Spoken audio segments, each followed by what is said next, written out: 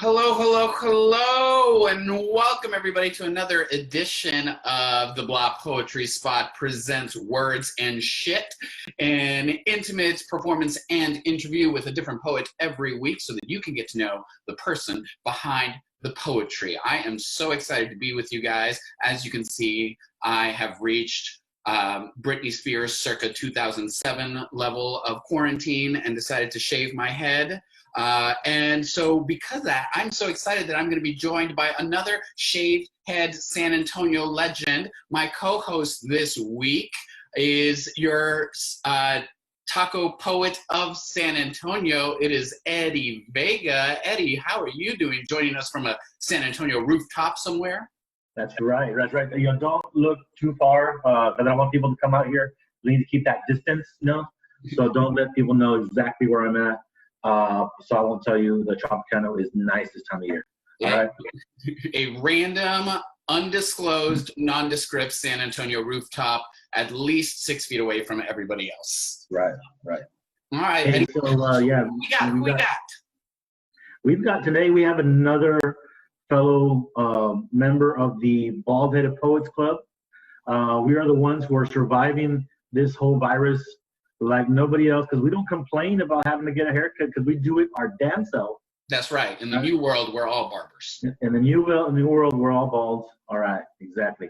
So tonight we have with us Vincent Cooper, and Vincent is the author of two books, Where the Reckless Ones Come to Die, and the other one is called Zarzamora, Poetry of Survival. He's also been published in Huizache, Riversedge Journal, and La Voz. He is also a Macondista, a member of the Macondo Writers Workshop. He lives and works here in San Antonio. Welcome, Vincent. Hey, good to be here. Thank you so much. So how are you doing right now with the with things? You know, it's weird. I'm still working, you know, and I don't want to work. I want to be home. I want to sleep. I want to write, and I got to go to work. And actually, I'm a collector. So I make collection calls all day. It's hilarious. Hey, well, that's essential, I guess. So people are calling that essential. I would rather be essentially sleeping. That's right. Well, if it's any consolation, I know that you are working hard, and so are your colleagues, because I've gotten at least 2 calls a day from some of them. All right, good. Hey, you're looking very academic today. The glasses, and looking like that Chicano professor look. Is that what you were going for?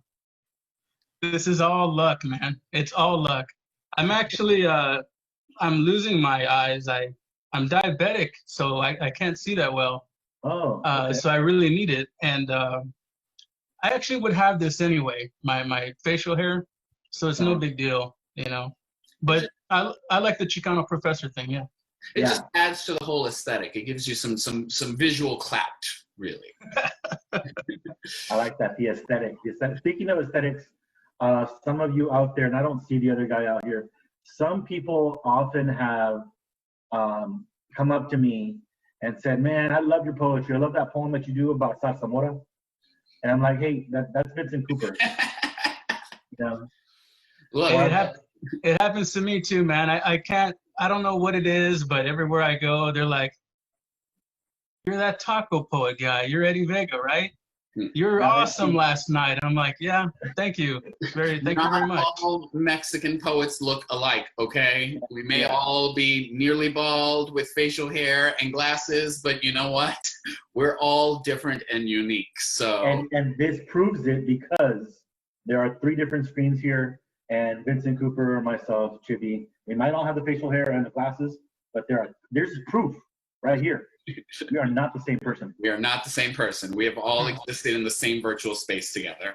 Well, on that note, Vincent, why don't you kick us off and do some of your poetry? We'd love to hear some of your work before we get into this conversation. So we're going to go ahead and mute ourselves and turn off our videos and let you take it away for the next 15 minutes or so. All right, so thank you guys. This is new material. I wrote a screenplay, a script on my time in the Marines, and it was about 3 years ago, right around when Trump got elected. And I wrote all these kind of like fuck the government poems and fuck Trump and kill them all. And I submitted it and nobody wanted it. And I put it on the shelf and I'm like, I'm going to have to rework these. And I did a little bit. I just recently started reworking them. This is the first one. Then the ultimatum. My dad wants you out of the house, or get a job so we can move out. Go to the army so we can have stability. You'll be thin and sexy in a uniform, those dress blues. We'll be able to travel. Fuck Texas. Let's get out of here. She pleads with me all the way to the recruiting station on Military Drive. We park and argue for an hour. Sailors and Marines walk by, hearing us scream about where our relationship was going. I had fallen in love with a different woman I worked with at the Marriott downtown. I was a pool boy and didn't have the balls to tell this teary Chicana in the car that I wanted to leave her there. I stare at her hard. I pulled the door handle, bolted out of the driver's seat of her father's sedan DeVille, and joined the Marine Corps.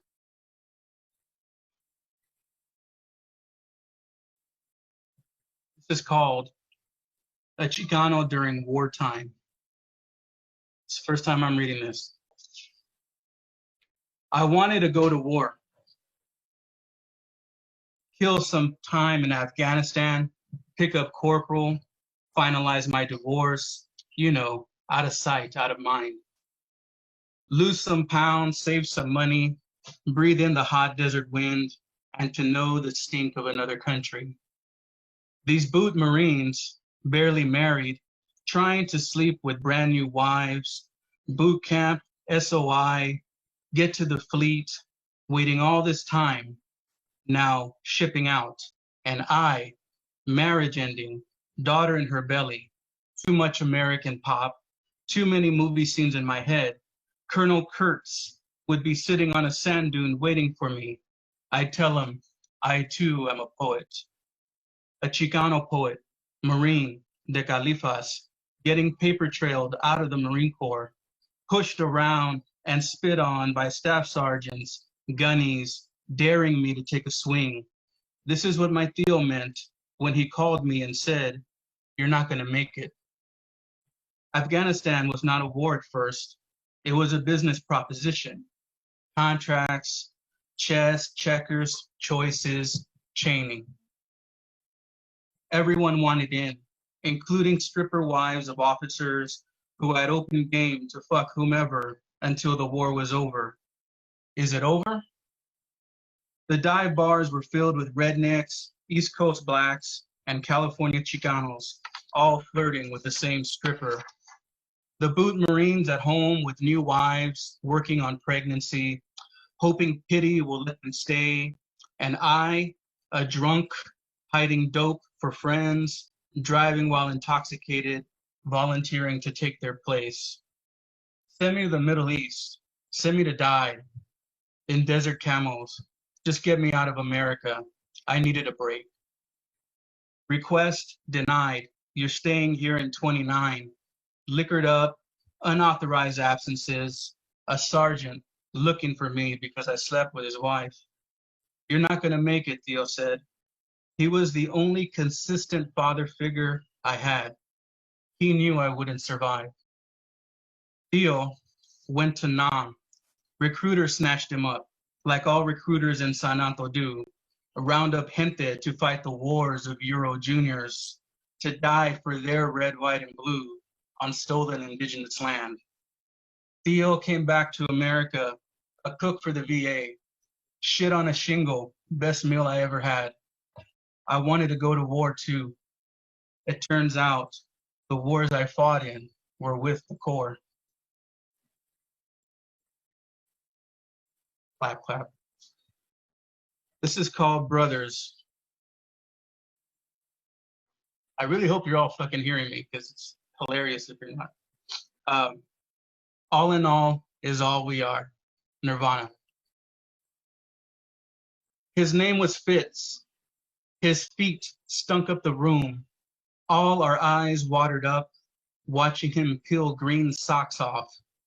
Black toenails.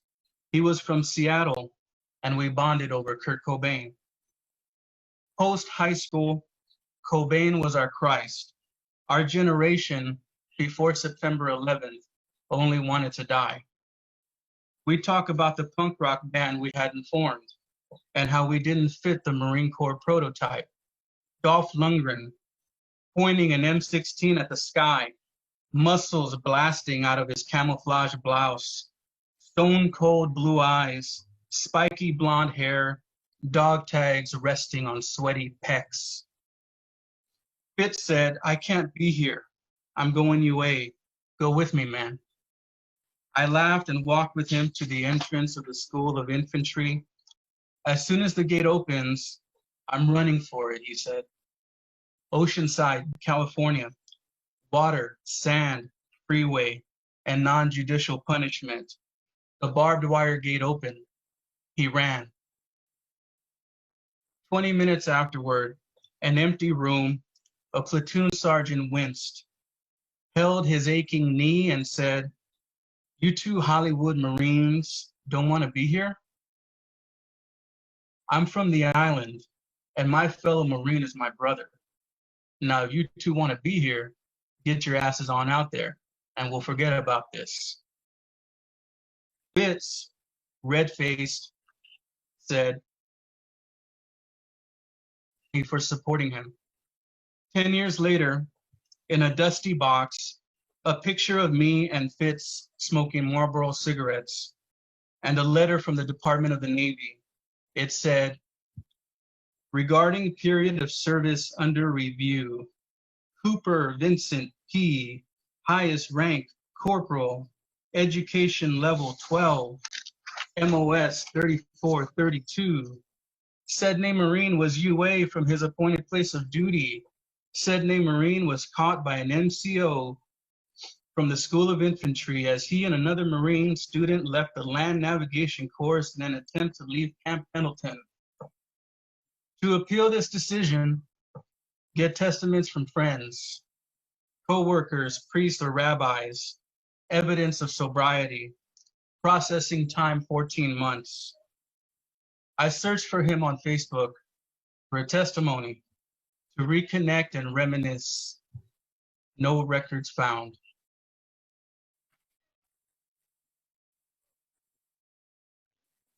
The call and response. "And if I die in a combat zone, box me up and ship me home. Put me in a set of dress blues, comb my hair and shine my shoes, pin my medals upon my chest, and tell my mama I did my best. Mama, mama, don't you cry. Marine Corps motto is do or die." The millions of skulls in the dirt, sands and oceans of earth, do not sing do or die. They would rather be alive. But the reality of war has eroded them. Population control, the killing business of humanity. The rich, white, are in the killing business, and business is good.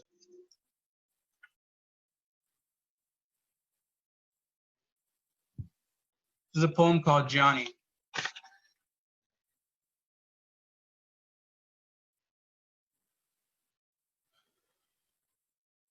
Mama told Johnny not to go downtown. Marine Corps recruiter was hanging around. My son says he wants to be a Marine, like me. A Marine like me. You're not gonna hack it, I say. You can't even wake up at 6 a.m. There's no urgency in your body. You're not ready. Just go to college. Be an engineer for NASA. Your grandma wants you to fight for Trump and Jesus Christ. It might settle you down and make a man out of you. You're not gonna make it. And I'll be damned if you come home on a Greyhound bus. Dishonorable discharge forever. I won't let you down, he says. Yes, you will, I say. This isn't the same Corps. You can try to be an airman like your bio dad. There's no way you'll survive the Marines. You won't even make it past the scale at MEPS. He pushes the portholes up the bridge of his nose, his cold stare. 18 years ago, I picked up the phone to hear my uncle say, I heard you want to be a jarhead. Mijo, you're not going to make it. You'll never be able to hack it. I know you. You won't make it, and I can't stop you. Stop eating tacos and start working out. Let me know how it goes. Yes, sir. One day at 2 a.m., while we were sleeping, Johnny left us for a girl, for Xennial freedom, whatever that is. For all the new stuff, I'm going to close on this poem. It's called Veterano. Before the election, I saw Chicano veterans holding up vote for Trump signs outside of schools and libraries. Some veteranos don't know they're Chicano. They want that towering wall dividing America and Mexico and to smite gay pride. The void of my father was filled by a veterano who, in 1967, heard dropping out of Breckenridge High School, heard the war song of a West Side Marine Corps recruiter. Go defend our country, son. Make Uncle Sam proud. Don't worry about a high school diploma. You've got the Viet Cong to think about. You'll be physically fit, cock strong, in your dress blues. All these West Side chicks are gonna wanna fuck you. You'll have medals pinned upon your chest, a career as a cook or a custodian, benefits with a steady paycheck, a cheap little house with an iron fence. Come on, be a real man with a rifle in your hands and tell them all later on about the young heroes of war, jungle sounds, Quezon, and how things were in Nam.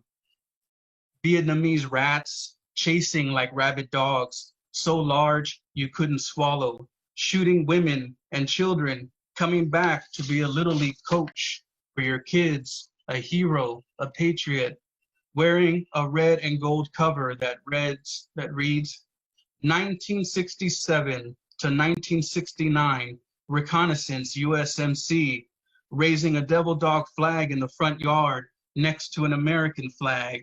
Everyone driving by knows where you stand, who you are, a veterano, what you did for this country that's not yours, a dream you're not in.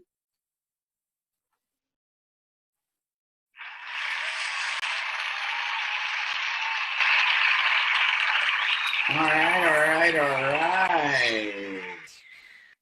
Vincent Cooper, everybody. That was fantastic. Thank you so much for sharing that work with us. Thank you. Claps, and virtual snaps. So we're going to transition and get into this conversation. We got a number of things that we want to talk about.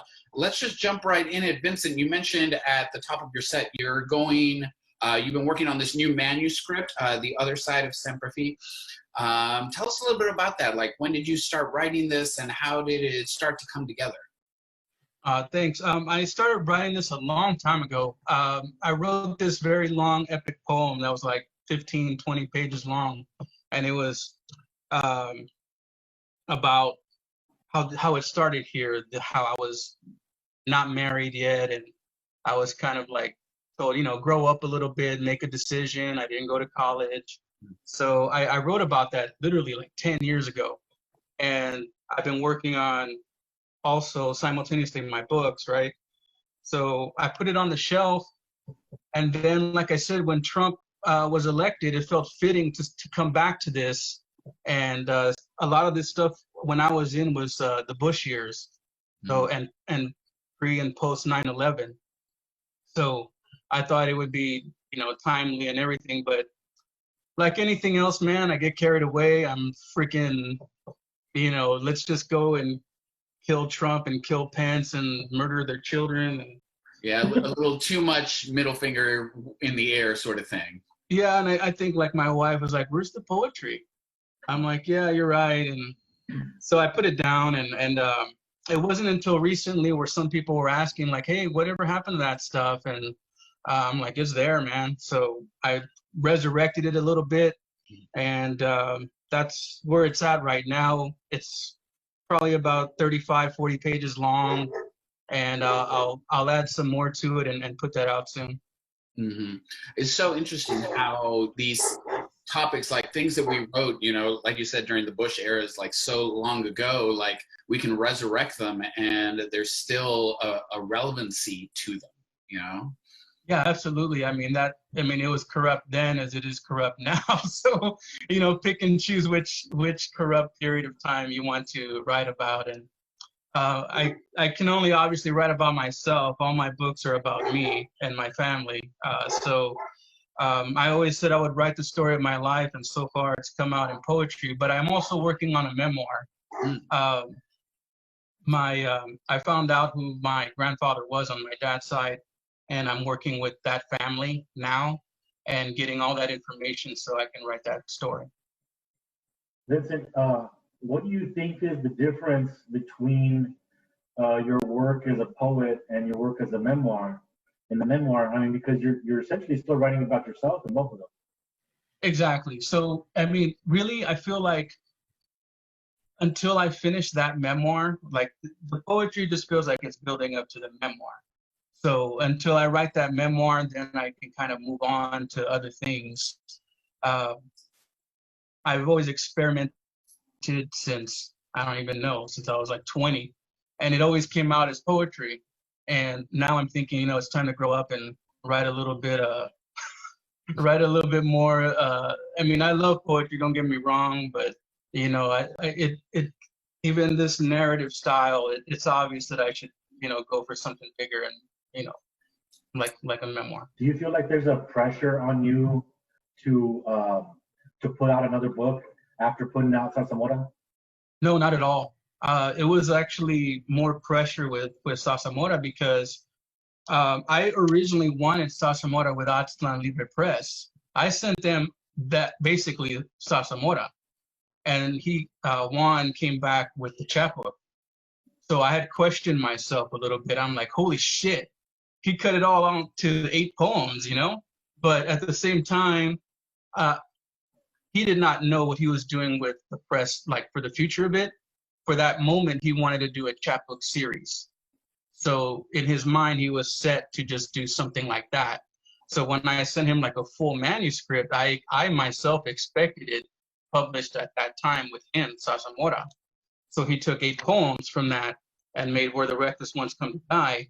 So I'm like, holy shit, now I really got to put out Zarzamora. And no, everybody said no. Every Chicano press said no. Everybody that was non-Chicano said no. And then Juan said no. so I felt a lot of pressure. I went through a lot of depression there. If you saw me at readings with a pissed off face, that's probably why. And, you know, eventually it was picked up, and I'm glad it's out. And shit, if I don't put anything else out, fine, but I will. Let's talk a little bit about Zarzamora, you know, because obviously it's a San Antonio reference. You are, you know, very much a South Texas Chicano San Antonio poet. What is it about this city and this community that inspires so much of your work and makes you you? You know, there's a yearning to be home, and this is home actually. I was born in LA originally, but there was always this longing to be here, and I want to say it's because our ancestors came here. You know, our great grandparents and so on crossed over to be here. So when I research them and I see that they all made their lives like down the street from where I live now, you know, there's a sense of home here. San Antonio is very old. The family that I grew up and loved and admired and grieved, they were all here, you know, in the west side of San Antonio. Even the family that I lived with in LA, they kind of made it like the west side in LA, in Alhambra. So in West Covina, California, there was a restaurant, I don't know if it's still there, called The Taste of Texas. And when we drove by one day and we're like, holy shit. And we went in there and it was like this small taqueria-looking place with Selena, Emilio, and like all the high school T-shirts and the Spurs, and they were serving barbacoa and Big Red. And at the time in LA, we couldn't get that, you know. Yeah. So we were stoked. This was the place to be, and we were like, why do we love this so much? You know, we love San Antonio. I fucking die for this place. I really would. It's the streets, it's the nostalgia, it's family. You know, you're reminding me right now when you said that taqueria in LA of you know, we watched I know from social media that you and I both watched Sympathy, and you know, that also takes place at taqueria there in LA. What do you think that they, I don't think got wrong, but what do you think that they got that's different from the experience of being Chicano in San Antonio? I didn't get that. I didn't get that at all. I liked a lot of it, and I disliked a lot of it, but most of it had to do with acting. It didn't have to do really with the theme. You know, they got all these pretty faced kids, you know, they got, you know, acting out there, and they're trying to put out the work and do it. And I prefer Vida more, the show Vida. I don't know why I connect with that more, but I just do. But this one, if I remember right, it was about saving the restaurant, right? Saving the taqueria. It was the dads, and then the sons were like, one was hardcore Chicano and the other one was a little bit artsy and or whatever and all that. Yeah, you know, I didn't like the whole dad got arrested at the end and this thing, but Spoilers. No, watch it anyway. You know, I don't think they had some of the elements in there that I like, and then some things that I could do without. That's it. You know, however it comes out for the new era or the new wave is the way it comes out. I mean, can't help it. But I guess the other question that or the other question part of that is, what is different about the LA Chicano experience from the SA Chicano experience? Oh, there's a big difference. Let's see. It starts with Big Red.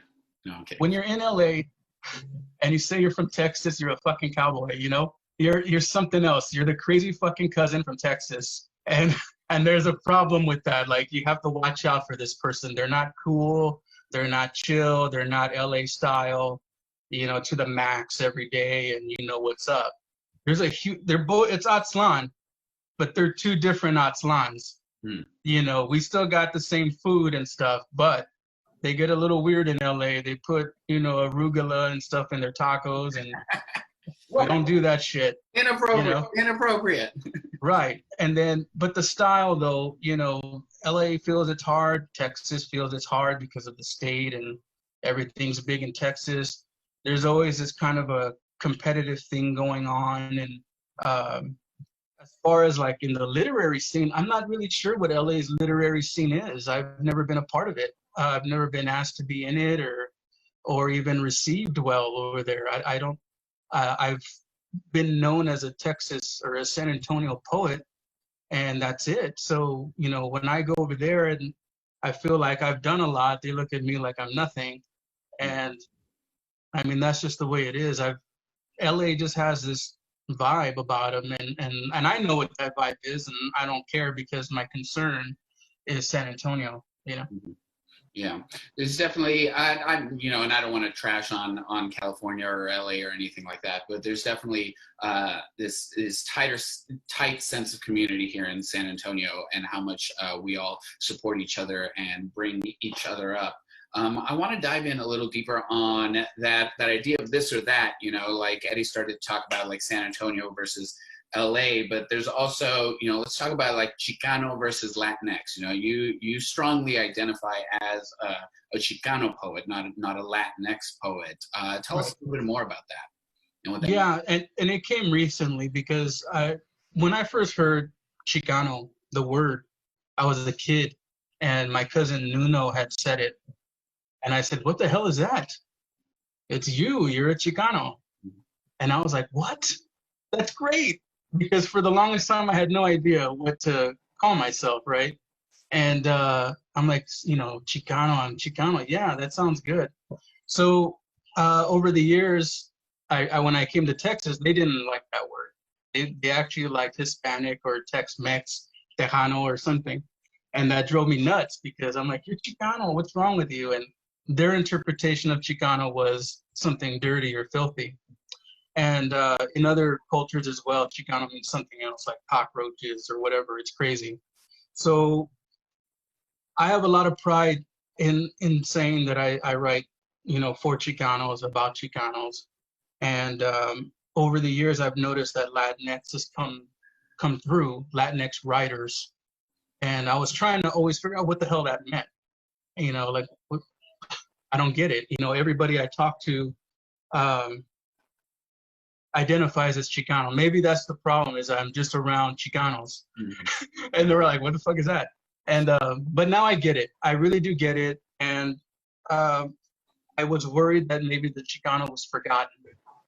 Mm-hmm. They were being lapped over by Latinx, because even in Gentrified or Vida, they're just saying Latinx.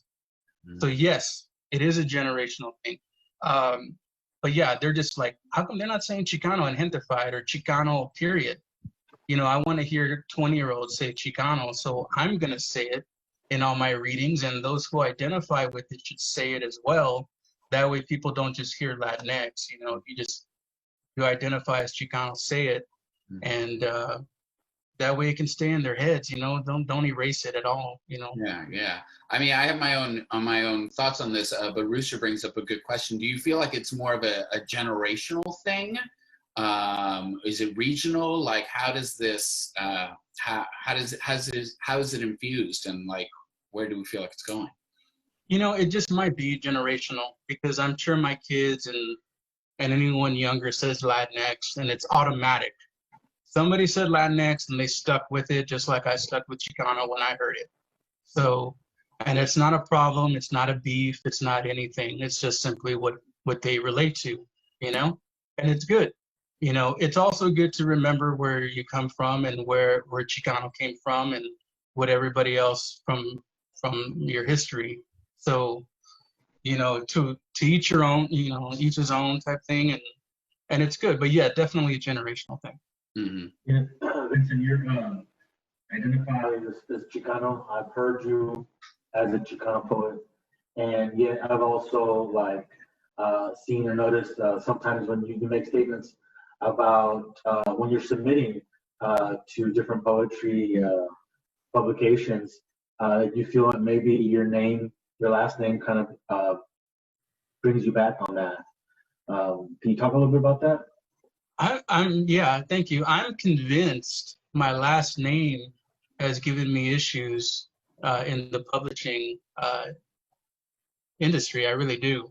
I mean, don't get me wrong. I'm not saying I should have 10 books out, but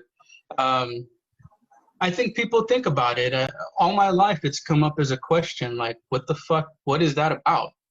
You know, is your dad a white man? You know, and it wasn't until recently where I confirmed everything, and his last name is Orantes, which I'm gonna actually legally change it to Orantes in the next couple months, because he changed it for his own reasons. I really think he's a sellout, but whatever, it's done, you know, and I can change it back as a fuck you back to him, and continue on this way. But yeah, I really do think it did factor, even though a lot of people said, no, man, it did not. I'm like, bullshit, it did. It had to have. I thought my publisher, Jade, was going to really do a lot for me. And I was a little worried when they attacked David Bowles, because, you know, he was winning awards and stuff. And I'm like, you know, my last name's Cooper, right? Like, what the fuck are you doing? Like, you can't just go attacking people or whatever. So we didn't have that conversation. That's just my opinion right now. I'm calling him out ugly right now. I don't care. So yeah, I think it matters. I think it's on people's minds when they want to publish Chicanos. Cooper doesn't sound good. You know, it doesn't look good, especially in the middle of a bunch of Chicano names, you know. Cooper, it adds a question mark. And even up until now, I'm 39 years old, and people are still looking at me going, explain your last name. Yeah, it's almost like this idea of the perception of authenticity, right? And whether your name lends to that. It almost reminds me of Luis Urrea, who when he was told his name was too Hispanic to be published, he was like, well, he was going to make it more Hispanic, and he added his middle name in there, Luis Alberto Urrea, like a big middle finger to like the establishment and what was perceived of who he was or who he could be. And it seems like you've always kind of had that idea of anti-establishment, of like, I'm going to just march to the beat of my own drum and do my own thing regardless of what you think. You cite punk rock as a major influence in your life. Tell us a little bit about that, like how that music has been part of who you are and what punk rock has done for you and your work. Yeah, thanks. Yeah, I mean, I'm a big fan of Luis Urrea. I mean, everything he's ever done. He's a very kind man. Definitely appreciate him. With punk rock, you know, I have two cousins that I grew up with, my cousin Nuno and my cousin Adrian. And they were like these, you know, larger than life figures. Nuno was an artist and Adrian's a musician, and, you know, everything they did, you know, Nuno went to the LA School of Arts and Adrian did too. So it was the 80s, everybody was skateboarding, you know, it was kind of a time. And everything they did was fucking cool. You know, everything they listened to, everything they watched, everything they did was fucking awesome, and I just wanted everything about it. So punk rock came from them, you know, especially Nuno, where he would just constantly play 80s, 90s at the time, punk music, and it just stuck. And I'm grateful to it because I still cite these bands in a lot of the poetry I write as epigraphs for the poem, like Bad Religion and Social Distortion. I relate to it, you know, punk itself as a kind of, to me, depressing thing, and my writing is kind of like hard like that in a way where, you know, it's not for the faint of heart. Sometimes you have to hold your breath and you're like, oh my God, is he just ruining a memory now or what? So, you know, and it has to do with this sadness, I guess. And I moved around all my life. I never really had a place to call home. And, you know, it just, this attitude and vibe that went with it, you know? It's definitely always been like one of those things, because I remember, you know, being part of that community, and it's like, man, shit fucking sucks, but we're all here together, and, you know, we all feel the same way. And through that, you know, like, you find strength in unity and community. Absolutely. And I mean, even the aggressive type of stuff, I mean, I get into a mood before I write, and I make sure I have all this music going. That's how I get started. I'll listen to about an hour's worth, System of a Down, which is not punk, Ramones, Clash, you know, Sex Pistols, whatever, anything like that, and then get into like a mood, a fucking mood, and then I just start writing, and this is what comes out. Yeah. Victoria just commented. She said, "That's true. He does. So it's confirmed that you're doing that." Just I don't answer carefully on this one. I don't know. What's it like being married to another poet? What's that household dynamic like when you're like, you know, are you citing poetry in the kitchen before bed to each other? Like tread lightly here. Dude, it's about to be on. As soon as this Zoom is over, I'm gonna see a chancla fly through this lines. Hey, so real quick, if you dug what I read tonight, I want you guys to know that Victoria edited all of it. She edits all my work, and that process is excruciating. She is the toughest person ever. She basically writes X's all over everything and tells me, do it again. We get into arguments. I leave the house. I throw the trash can around. We get into this whole thing. And then I come back and go, you're fucking right. Let me do this. Change. Shit. And I do the change, and then we get what we have. We get what was published. You know, it's awesome. She's been great since day one, since I've met her, and she's made everything happen for me.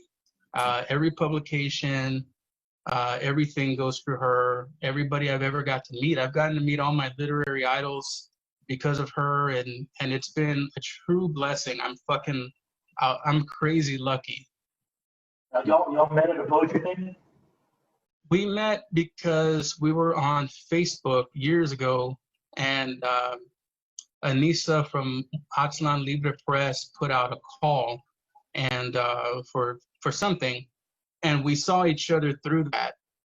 And she was doing like a publication of San Antonio artists and poets. Victoria was. I'm like, and I messaged her, I think, and I said, hey, you know, how can I submit to that? And then it was over. We fucking started seeing each other like almost every damn day. We kept meeting, and every day after that, it was crazy until we moved in, had kids all over the place, and still together since that damn call out for publication. I think you're giving hope to every single poet out there at this moment.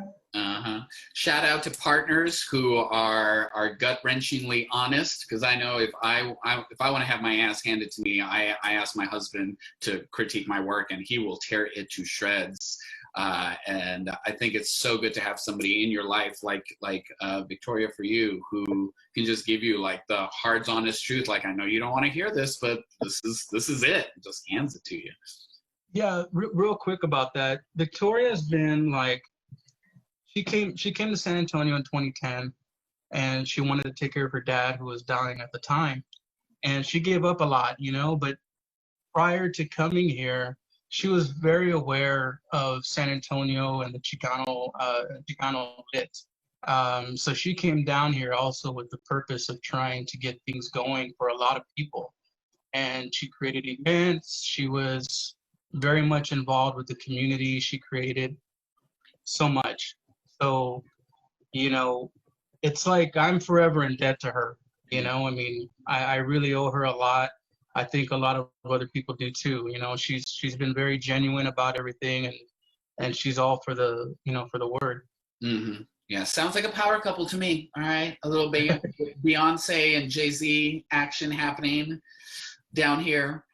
A little Gloria and Esteban. So let's talk. Let's talk a little bit about language, right, and the role of language in your work. Again, you identify as a Chicano poet. You know, like, how does language and dialect feature in your poetry? You know, and like that idea of code switching, and how do you navigate the two languages?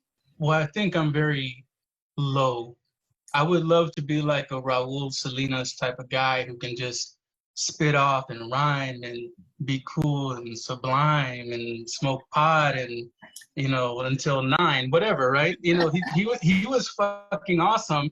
And a lot of the Jose Montoya, these classic Chicano poets who can just spit it out like that, you know, that's the goal for me. I'm 39. If I can get there by the time I'm 50, great. But right now it's really low. So there's, you know, just little words here and there, you know, to bring the reader to understand what that is, you know. And it's very basic, but yeah, I definitely want to do more of that, where you throw in more slang or even, you know, real code switching words where people have to be like, what the fuck does that mean? You know, what does pinche cara de nopal mean? You know, it means fucking cactus face. Yeah. You know. That's so very Chicano too, you know, because like if we go back to this idea of what like Chicano is versus Latinx or whatnot, Chicano is very regional. It's very a south of the USA, you know, like immigrant from Mexico but lives in southern, and so there's a lot of like, even though we do identify as coming from Mexican heritage, we are very much like Southern Chicano-like, you know, and grew up speaking English. And so I think that's very authentic too. your Chicano self, in that there might be sprinkles of it, but it wasn't like we were saturated with the language. Another thing, and Eddie, and you probably know this, we grew up with Theos and Tias who were insane, right? I mean, we grew up with cousins that were insane. You know, the stories and their language is really what we were emulating. You know, if they said they were, you know, doing jale, God forbid, you know, we knew what that meant, or they knew, you know, I went to the barber and me trasquiló, and I'm like, what? Fucked up my hair. Like, you know, we got these words from them, you know, so in a way they're kind of like our poets or our inspirations, because they were naturally that way in their life, and we took everything from that and threw them in these poems, you know, because we kept those words in our hearts forever because of the effect, you know, from how they said it, and emphasizing, you know, chancla in hand, you know, what that meant, and the pain that it would bring and all that. So I would give a shout out to our Theos and Tias and crazy cousins who The crazy ones, yeah. You know, with them, those crazy cousins, crazy Tias, when they were telling their stories, what I noticed too, I don't know about yours, and I grew up in the valley, so it's a little bit different. It wasn't just the words they were using; they had a certain rhythm and the way they were talking, man. You know, and I don't know if you like tried to employ some of those rhythms in your own poems, or is it even possible to capture that? You know, I've been working on my impression of my Uncle Danny forever. My Uncle Danny, if you don't have my book, he appears in my book a lot because we used to write letters to each other. But he was a singer. Like when he talked, he sung everything. Like he sounded like he was just singing a song, and he had to rhyme everything. So, like, hey, you know, why were you late to the barbecue? Hey, man, I just wanted to let you know that I was with some feed me hyena, and now I'm late as fuck. And so what? Like, he would do this whole singing thing, and it would just drive us wild. We loved it. And I've been wanting to emulate him as much as I can, but not yet. I'm working on it still. I think we all have that, like that Theo or Thea who's just such a caricature of a person that we just, you know, like we joke about, because their persona, their mannerisms are just so distinct to who they were. That's just fantastic and something we hold on to. You know, there's no way to recreate that. Right, and you know, Danny's gone now, and it's a damn shame because you know, the way he talked was fucking awesome, and he had a handlebar mustache, and you know, he would take his shirt off, and he was one of those guys that just, you know, looked like he didn't give a shit, and you know, we can't have that anymore. He's gone, but yeah, I mean, the goal is I honor these guys. I know that in a lot of cases, they live toxic lives. You know, they were very negative. You know, and I happen to catch them in certain moments of their lives when all that was kind of like dormant. You know, they were very kind to me.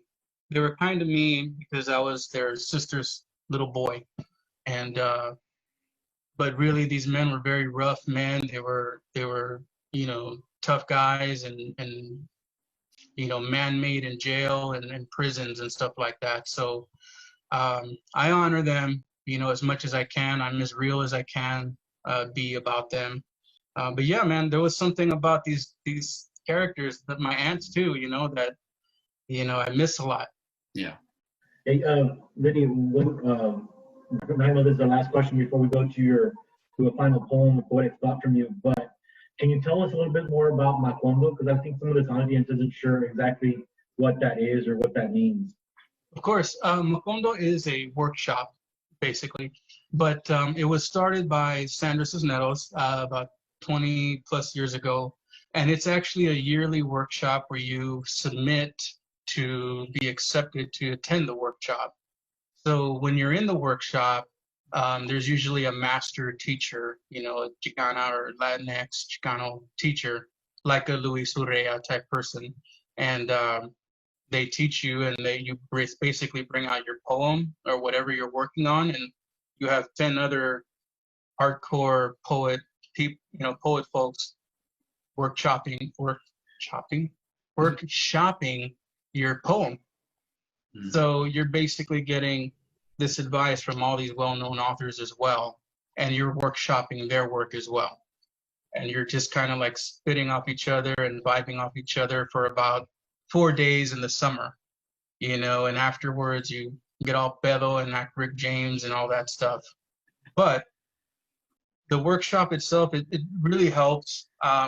You get to see all these great poets that you see on Facebook chilling out and waving and putting out books. They're there, they're exchanging ideas, giving advice, and they want your advice. And it was really a good experience for me. Yes. So did we miss the deadline on that one, or is it still out? I mean, with the pandemic, everything was canceled. So I don't know if they're gonna start it again next year. How they're gonna do it? We definitely missed the deadline because I was recently rejected. So that Oh. There you go.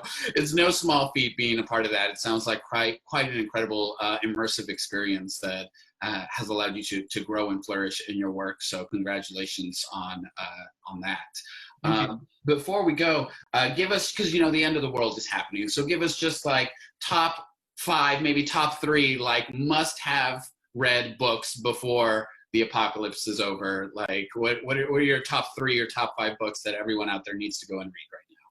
Borderlands from Gloria Anzaldúa, for sure. That's like the number 1. 2 other books. Fuck.